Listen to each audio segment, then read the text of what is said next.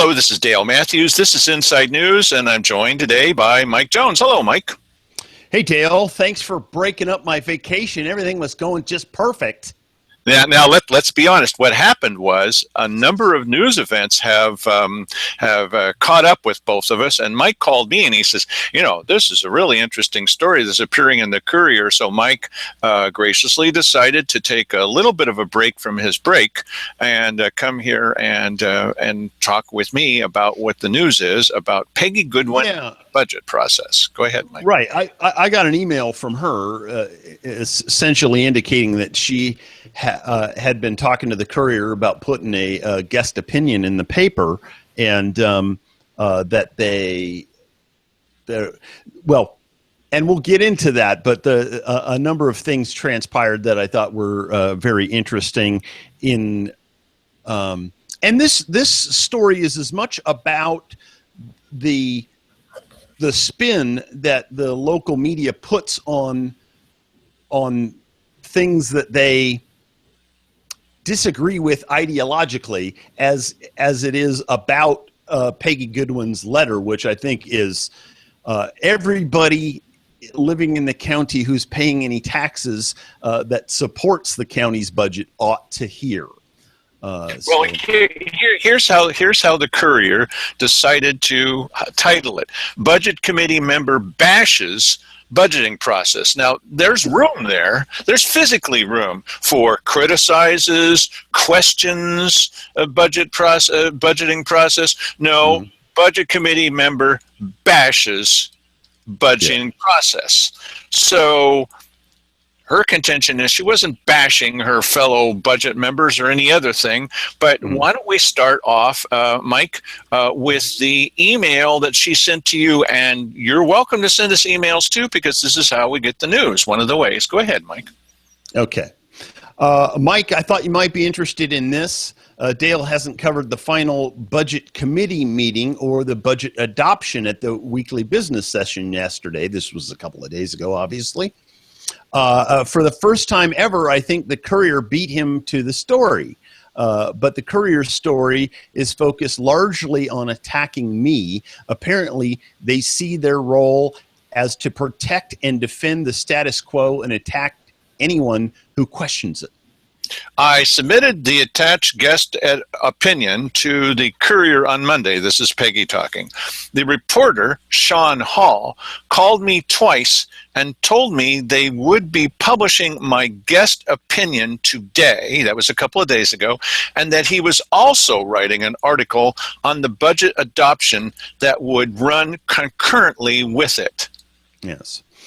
They did not print the guest opinion, but Sean Hall's front page article titled Budget Committee Member Bashes Budgeting Process begins with the sentence, "A member of the Josephine County Budget Committee is lashing out against her colleagues and the county's budgeting process." Yeah, nice. Okay, so what are we talking about here? She sent them a letter. A guest opinion. A guest opinion is a little bit different now than a letter to the editor. It's longer. Right. You don't get to write a guest opinion unless they agree that they're going to publish it. You may recall that Kevin Whittison told Mark Seligman, "I'll let you write a guest opinion, but you're not allowed to criticize the county commissioners." Mm-hmm.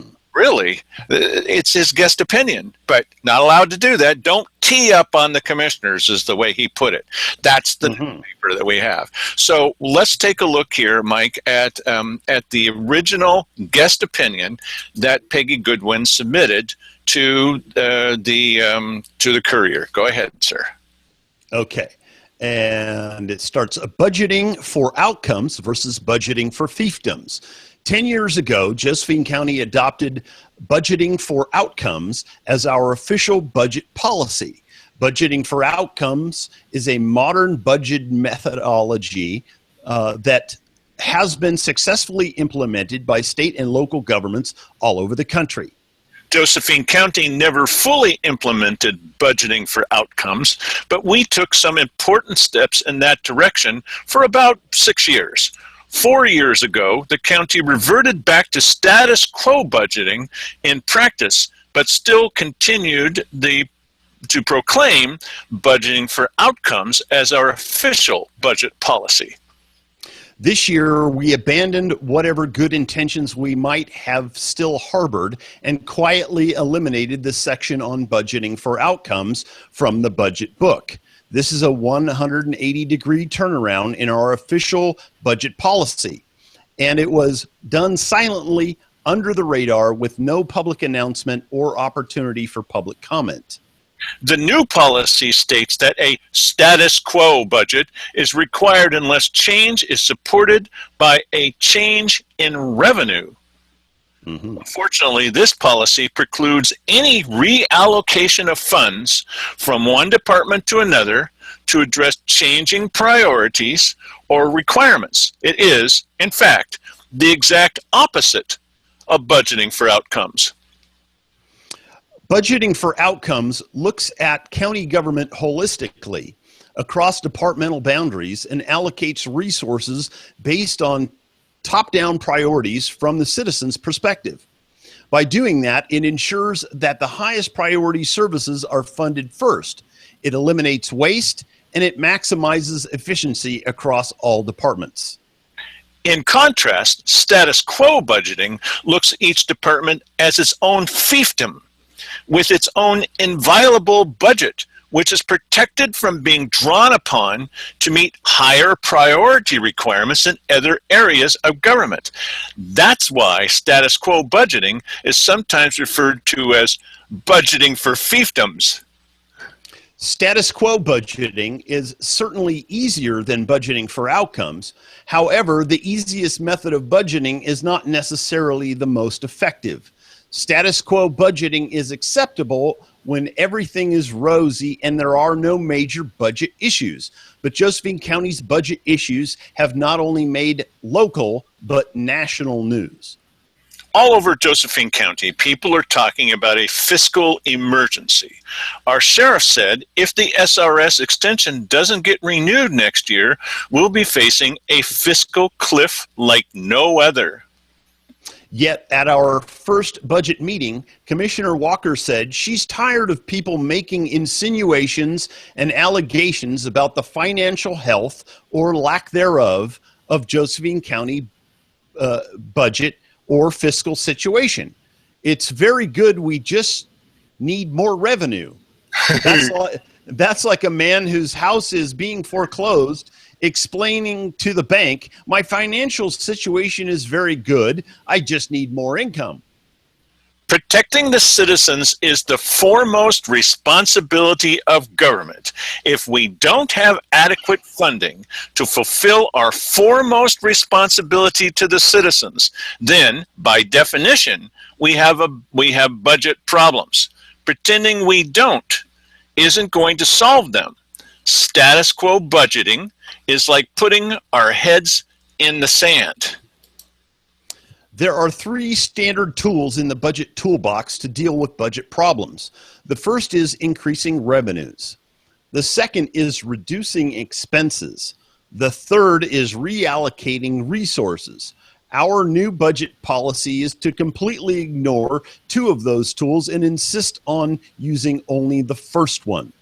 Budgeting for outcomes is designed to deal with very limited resources and to make the most of the resources that are available. That's exactly what we need right now. Part of the difficulty many local governments encounter in fully implementing budgeting for outcomes is that department heads can generally be expected to push back. They're able to see the requirements and priorities of their own departments more clearly than those of other departments, and naturally, they'll fight over for what they see as their money.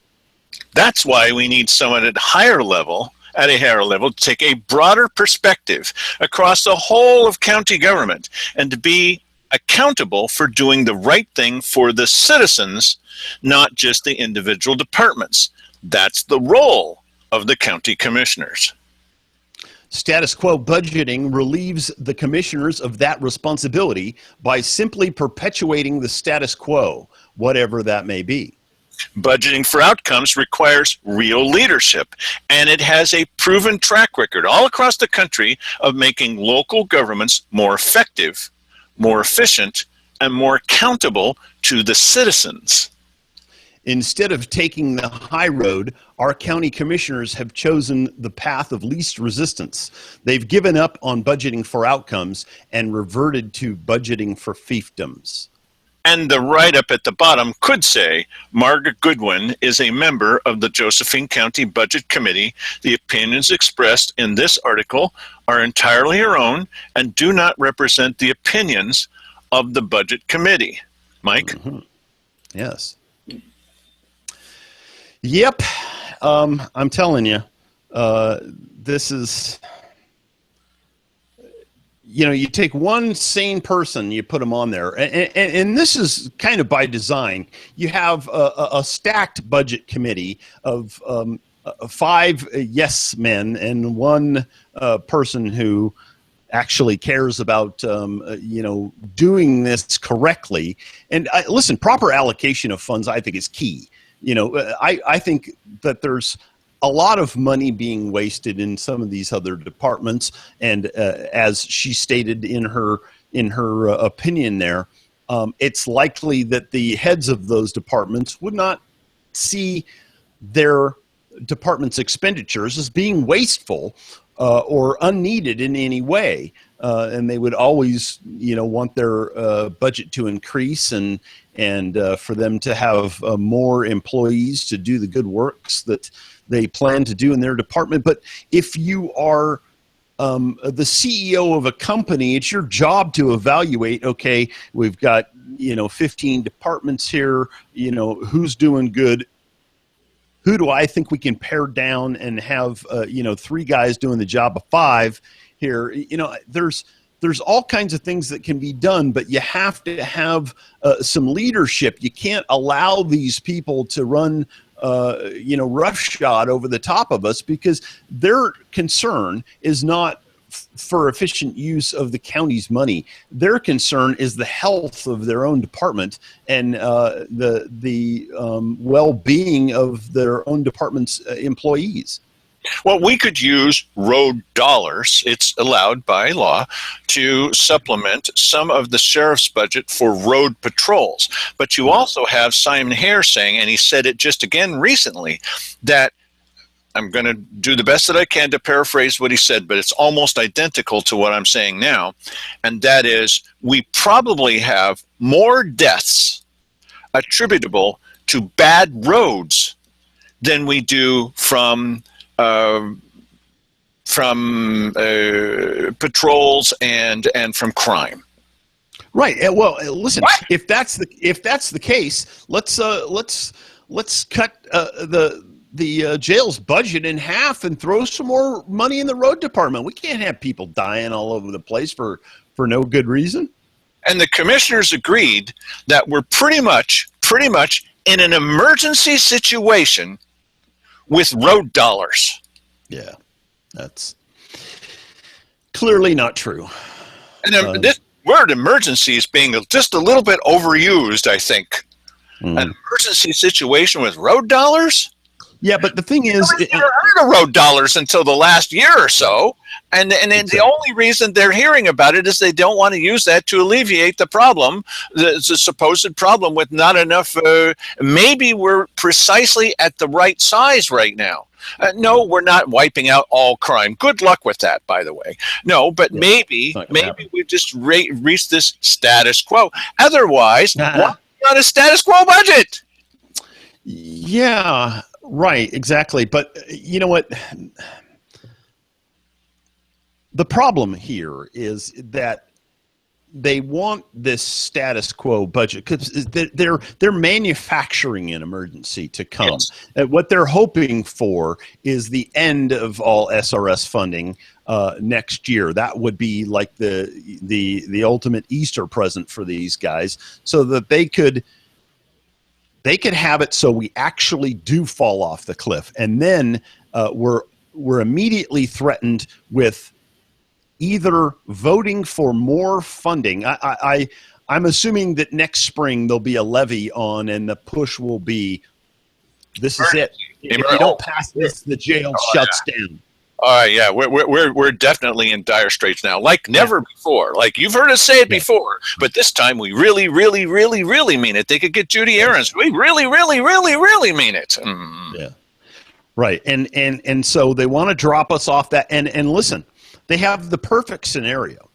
If we don't respond to this, manufactured and exacerbated emergency that they're pushing, then what will happen is they'll automatically go to the governor and implement that situation, and that puts them on the road towards the $2 bill.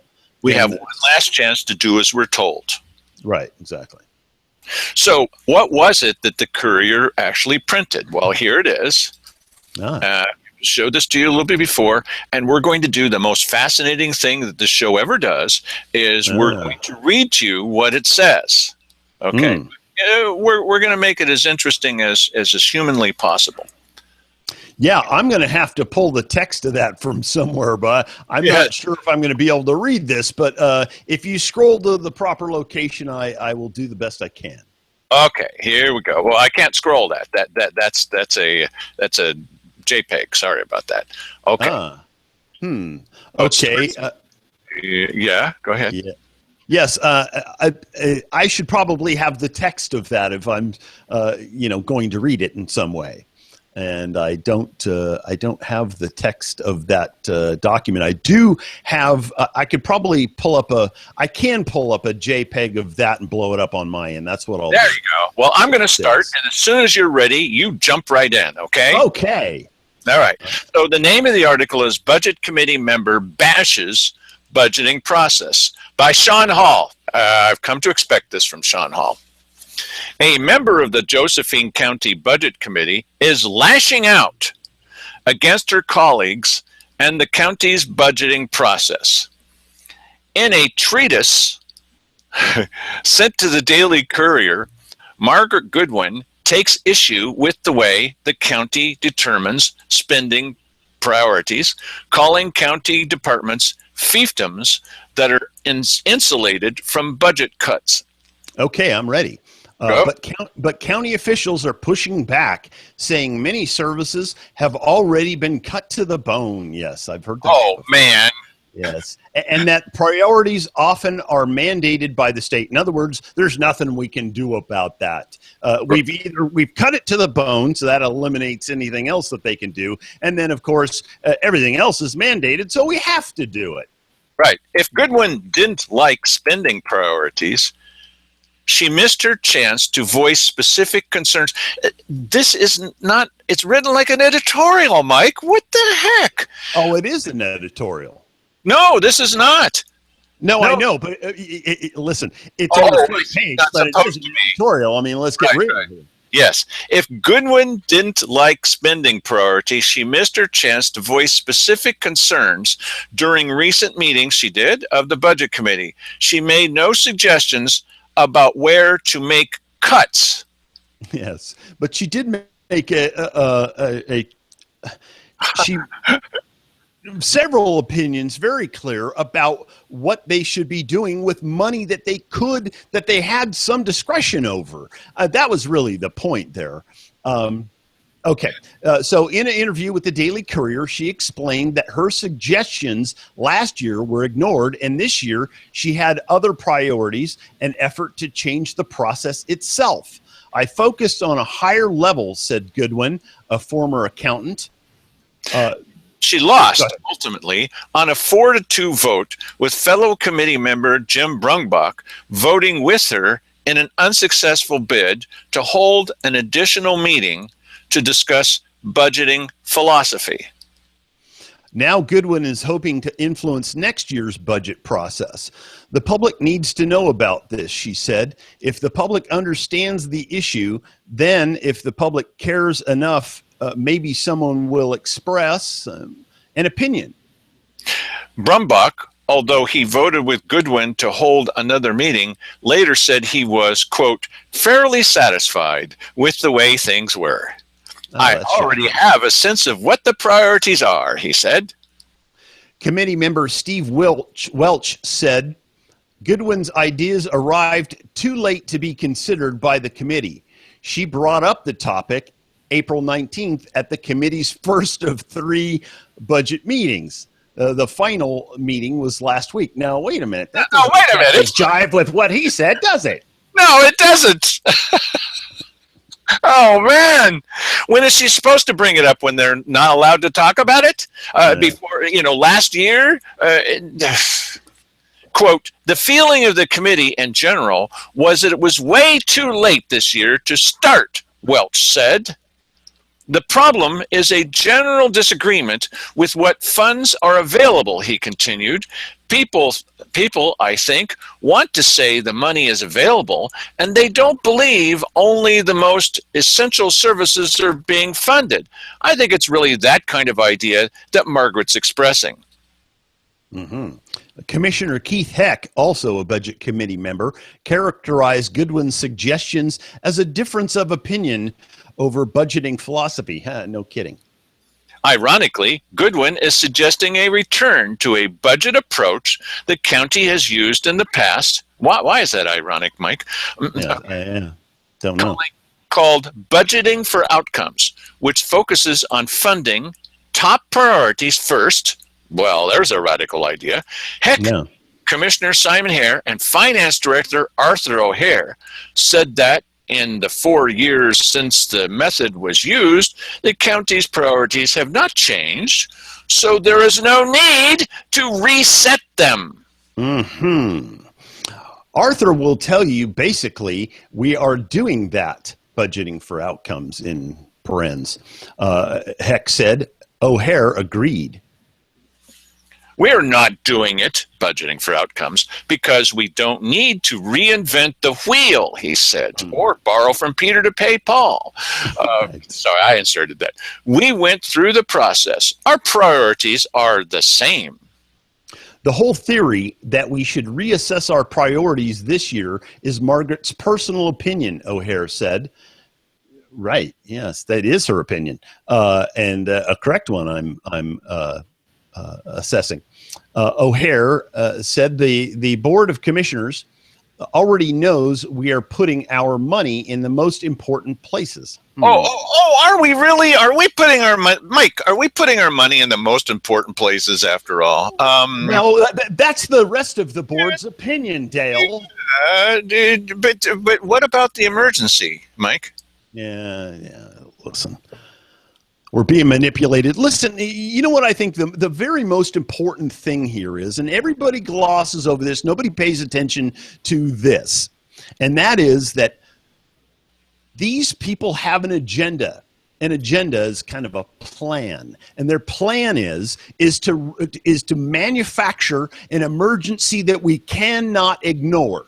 That is what their agenda is. But they're not telling you that up front, because if they told you that up front, you'd come in there and object to it, pitchfork in hand. So they don't tell you that. But instead they create these circumstances behind the scene without explaining to you what their actual motives are. If they tried to pitch that out in the open, they would get mass protest. So they don't do that, and then they count on the fact that no one is going to question them on it, or no large number of people are going to question them on it. And let me tell you what happens when a large number of people question them on any one of these crazy ideas that they have. They abandon the idea. So you know what? If you're hearing this, and this, and Margaret sounds logical, and they sound like they are moving in a direction toward a particular goal that you're not in agreement with, then bring your pitchfork and come to the Ann Basker Auditorium next week and wait for public comment and say something about it. That's the only way to influence these people, is to put pressure on them and let them know that people understand what they're doing. Well, And there's also another reason to come, and I know this doesn't fit within the theme of what we're talking about right now, but there's another reason to come at this very next meeting of the county commissioners on Wednesday, and that is, you may recall, and we'll do a special show about this, that a while back about parks, that it turns out that, I know it's not on the subject of the budget, but that people have not been parking in the parking lot, okay, of parks. Well, you know what I mean. They don't want to pay that. So they've been parking similar to what people do when they go to the fair, is they've been parking along the road leading into the park, and then they just walk the distance into the park. Well, the commissioners came up with the idea. It was actually Simon Hare who originally came up with this idea. Well, what if we declare that all the roads leading into and out of the park are all parks also? The road is a park. And now, if you don't pay that park fee, then you're going to be fined as much as it's close to $300. Yeah, we fined. Yeah. So that will force you, supposedly, to do that. And the idea behind it is, well, Mike, please remember the children. It's so dangerous to park on the side of a road, as opposed to parking in an expensive parking lot. That they're now going to declare, they're putting up the signs now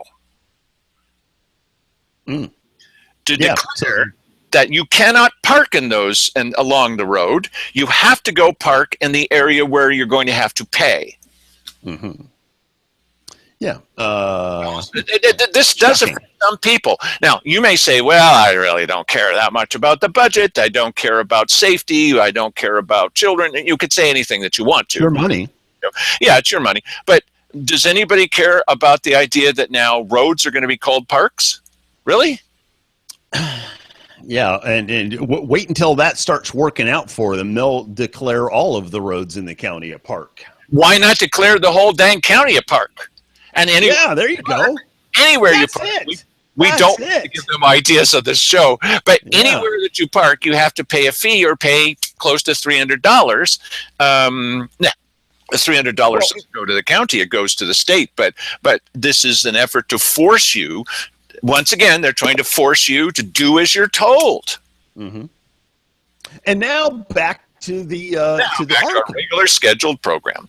Yes. So Arthur O'Hare added that he took as, quote, pretty offensive Goodwin's comments during deliberations that she believed the county was not following generally accepted accounting practices. Just one more little insert here.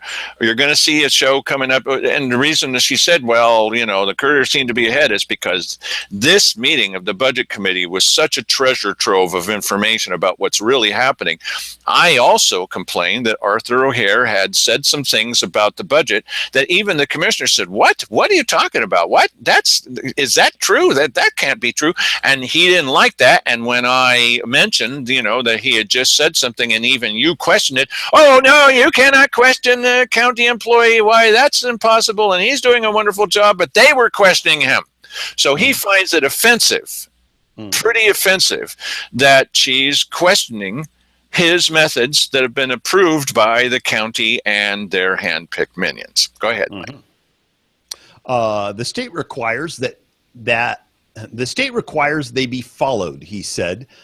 He also said the Governmental Finance Officers Association of the United States and Canada, and for the fourth year in a row, had given the county a Distinguished Budget Presentation Award, the latest for the budget covering the current fiscal year. You know what? I don't care about any of that stuff. Those are fluff awards. I don't believe in them at all. If it's one governmental agency or, company that is doing business with governments, I don't care what they have to say. I only care about doing things correctly here, and there's obviously something amiss happening in this county. Anyway, there you go. The The budget budget. for the fiscal year beginning in July was approved by the Budget Committee 5-1 on May 17th, with Goodwin dissenting. With Goodwin bashing is what they should have written. Yes, On right. Wednesday, commissioners also approved it. Well, gee, that's an interesting idea. Commissioners are half of the budget committee, and Yes, they they are. approved it. But there's news. Stop the presses. The county's 3 commissioners sit on the 6-member budget committee. Yes, they do. Go ahead. Goodwin made a name for herself last year and this spring by suggesting that federally funded road money be put to use for patrol deputies. The issue was debated, but money instead has been banked. Last year, she said she questioned spending but was ignored. First of all, she made a name for herself.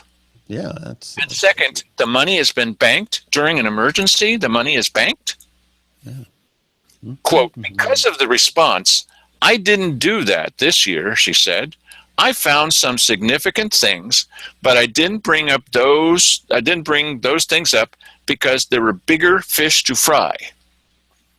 You fund the must-haves first, then the should-haves, and if there's any money left over, you fund the nice-to-haves, she said. In county budgeting, the must-haves are the mandated services, but the level at which you fund them is also important. Well, she's obviously stark raving mad. Yes, she's out of her mind. She's one of those crazy people that bashes the commissioners and everybody else, and she must be stopped for suggesting that should-haves, that must-haves come first, should-haves are second, and nice-to-haves are third. Yes. It's the noise that destroys, Mike, really, when you think about it. Yes, right, exactly. Yes. Quote, simply asking the department heads how much it costs to fund a mandated service is the easiest way to decide how much it costs. But there are always savings that can be realized by requiring justification for each expense. In preparing the budget for, and I'm having to scroll to a different part here. What's going on here? I don't know. Oh, okay. The coming fiscal year, commissioners directed managers to budget for service levels similar to this year and directed that those services only be those that are mandated or self-supporting. Now, this is interesting because we brought this up before. Almost a year ago, all the departments, including the sheriff's department, were instructed to ask for a status quo budget.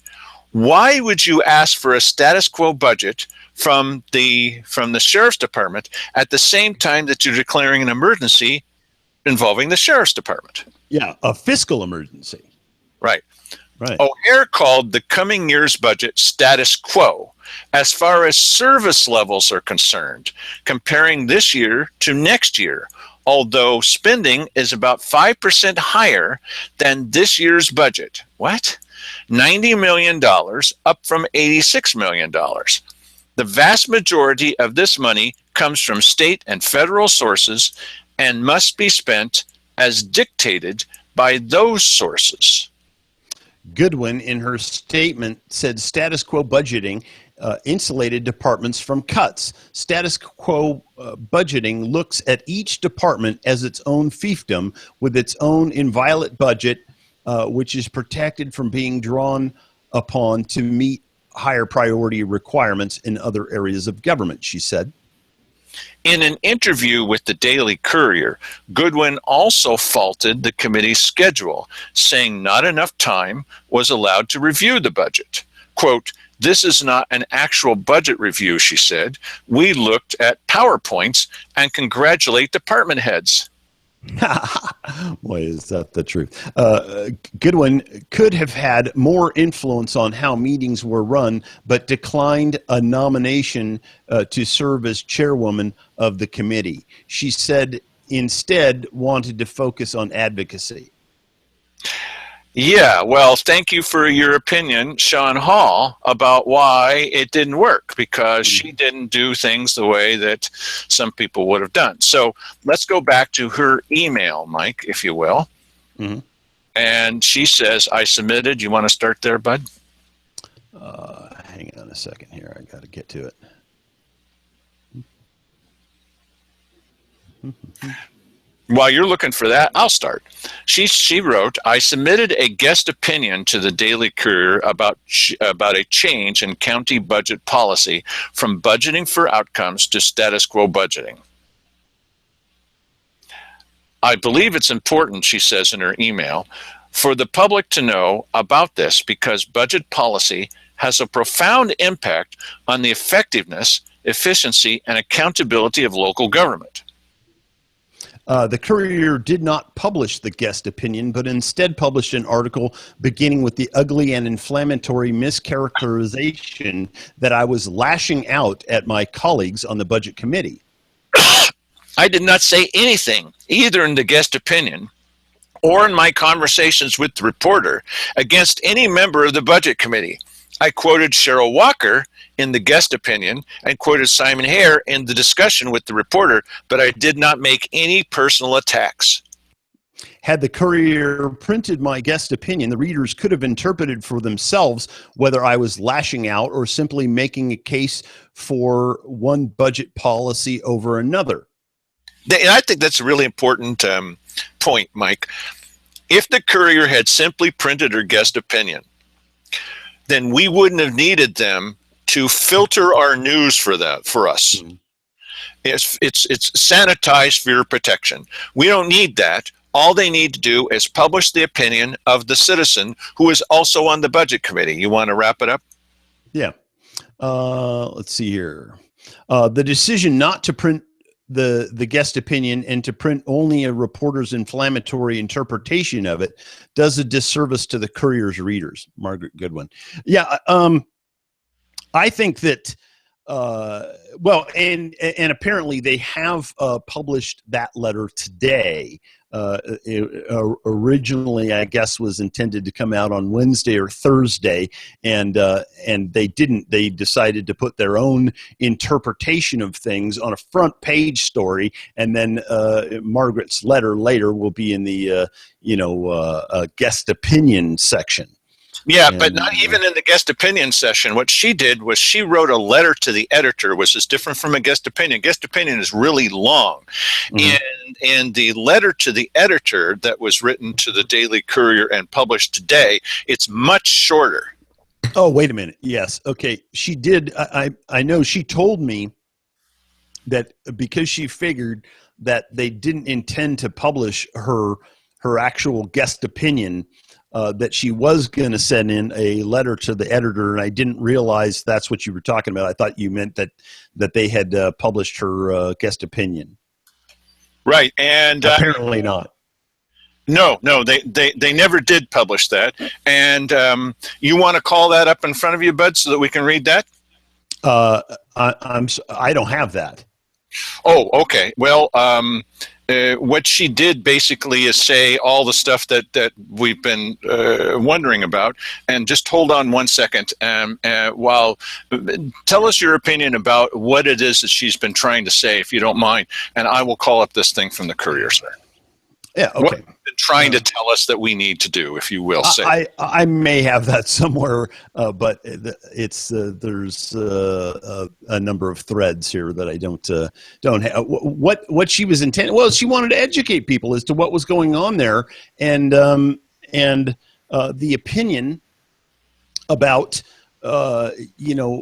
outcome-based budgeting or budgeting for outcomes as opposed to status quo budgeting, and the difference between that. And I think it's pretty clear. If you were running a company and you basically were just going to tell your department heads, hey, you know what, you just, you take care of whatever is needed for your department, and, we won't be touching your budgets. We won't be examining your departments for deficiencies that would allow us to divert revenue instead of going to you and your department to other departments that we feel are a higher priority.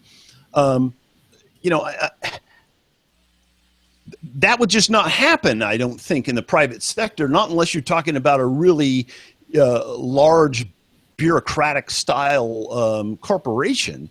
I mean, I could see that. I've worked for a couple of big companies that were like that. They were so big, they just didn't know what was going on, and money was being, sprayed out from orifices that it wasn't supposed to. Much like any type of government would. But it's totally legitimate to examine what each department needs. And have some sort of objective viewpoint to that, as opposed to depending on the department head to tell you. Because ask any department head if they have enough money to do what they want to do. Everybody's got a pet project that they want to fund, and they just, they all have good works that they want to perform. They just lack the resources to do that. Which it always reminds me of Kanye West showing up on the Ellen DeGeneres show and talking about how he wanted to get millions and millions of dollars from Mark Zuckerberg so that he could help the human race. The human race would be so much better if I just had the resources to implement my ideas. This is the thinking of government in a nutshell. And you know what? I don't doubt that they actually believe that in many cases. And so her letter to the editor is identical to the last email that she sent to you, Mike. So we've already read that. What she's trying to say is that very quietly, this whole budget process was changed. This is the kind of stuff that we're seeing, especially from who I think is one of the biggest obstacles toward financial success in our area, and that is the finance director, Arthur O'Hare. Because this whole situation, this whole way of doing things has now been changed completely around the other direction without any fanfare, without any notice to anybody, without anybody from the budget committee except for Margaret Goodwin saying anything about it, and it's accepted wholesale by the budget committee that was assigned by the county commissioners. Now we're no longer doing budgeting for outcomes, even though we say that we are. And Arthur O'Hare sounds he finds it offensive that this would be brought up. You might find it accurate that this had been brought up. Yes. My assessment is that our government runs government for its own benefit. They handle the finances for their own benefit first. Government's benefit first out of the deal, and then it's funny because this reminds me of Margaret's priorities: must have, be nice to have, and what was the other? Must have, should have, and nice to have. Right, must have, should have, and nice to have, and nice to have, that's where the benefit to the public actually comes in for these people. The must have is what we need for us. That's the important thing. Yes, for local government, that's what they care about. And you should know that. Everybody should know that. And I run into resistance on Facebook when I posted this opinion and that article on Facebook. I got resistance from, a couple of people, but one in particular thinks that we're not paying our fair share, and that the guy that says that we're government dissenters. And so what is politics, government cheerleader? Yeah, it doesn't matter who the guy is. No, I didn't say who it was, but you will probably know anyway. But he's a government cheerleader. So that's better than people who question their government. We're Satan worshipers, as you know. Yeah, listen, it doesn't take that deep of an examination to determine that even with $4 or $5 million more dollars, our public safety department doesn't do any better job at policing the county than it does right now. And that's evidenced by anybody who's been here 20 years and lives in a rural location, has ever had to call the sheriff for anything, knows this.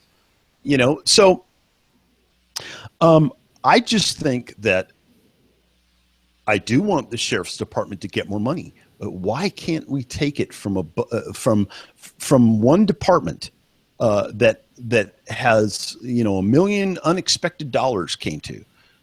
You would think in any other reality, that money that'd be a no-brainer. You just obviously take that money and give it where the priority actually exists. Okay.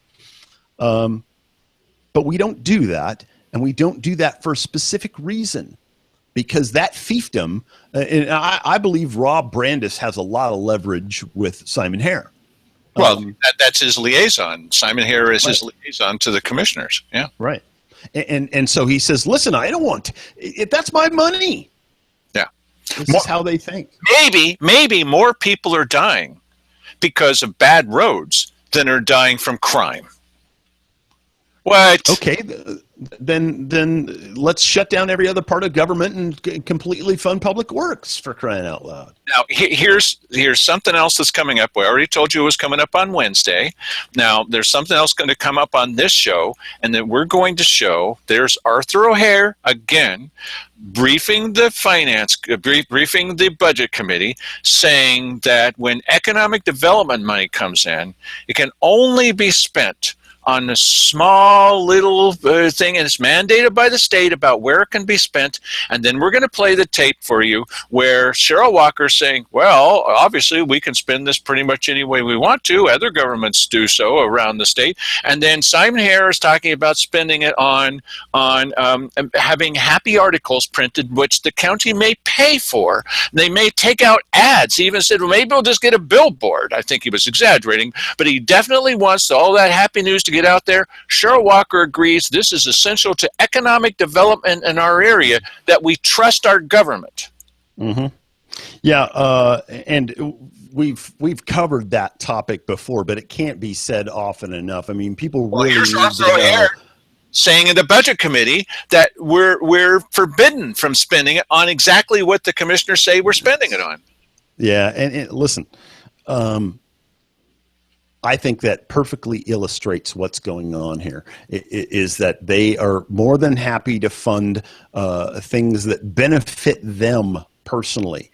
And that's what that was about, that whole, happy stories about the commissioners thing. That directly was supposed to help them be thought of in higher, so that when they expressed their opinion about how you're not funding them enough, that you would respect that more.